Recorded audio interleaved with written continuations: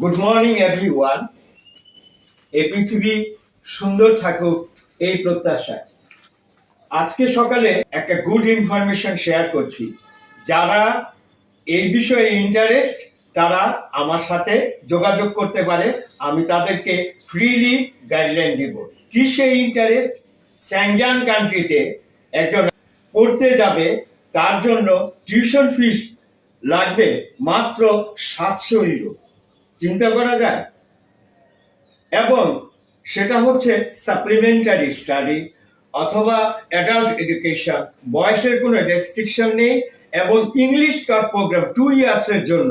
আপনারা কেউ যদি সেখানে যেতে চান এই স্যাংজান কান্ট্রিতে, তাহলে আমার সাথে যোগাযোগ করতে পারেন, আমি তাদেরকে ফ্রি গাইডলাইন দিব। ওকে, এই প্রোগ্রামটা ওই দেশের ন্যাশনাল একাডেমি অফ ফাইন আর্টসের প্রোগ্রাম। এই যে ওভারভিউতে আমরা কি দেখছি, it is a 2 years programme, lifelong learning in the form of 2 years supplementary study or in the form of supplementary pedagogical study.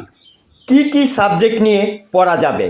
Graphic design, fashion design, interior design and painting, drawing etcetera. আর ভিসার জন্য যেতে হবে, যদি আপনি admission পান, admission নেওয়ার জন্য আপনার একাডেমিক সার্টিফিকেট এবং একটা ভালো intent to purpose of your study, এই ধরনের একটা লেটার দিতে হবে।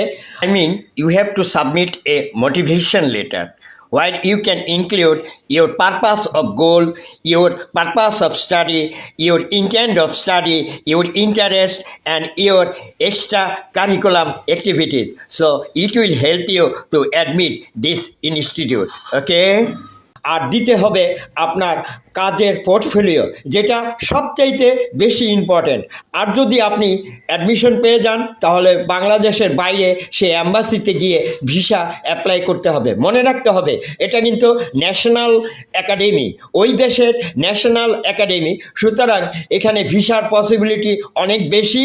এবং আপনি যদি ভিসা পান, সেখানে যদি ছাত্র হিসেবে যেতে পারেন, তাহলে আপনার সেখানে পার্ট টাইম জব করেও আপনি অনেক ভালো ইনকাম করতে পারবেন।